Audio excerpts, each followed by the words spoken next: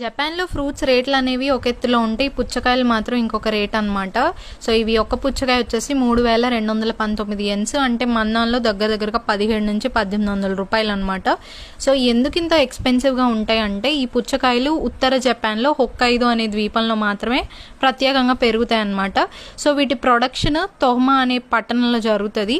So, ఇక్కడేంటంటే ఆ ఐలాండ్‌కి తగిన టెంపరేచరు, అలాగే మినరల్ రిచ్ సాయిల్ చూసుకొని అకార్డింగ్‌గా పండిస్తారనమాట. సో, అందుకే అంత కాస్ట్.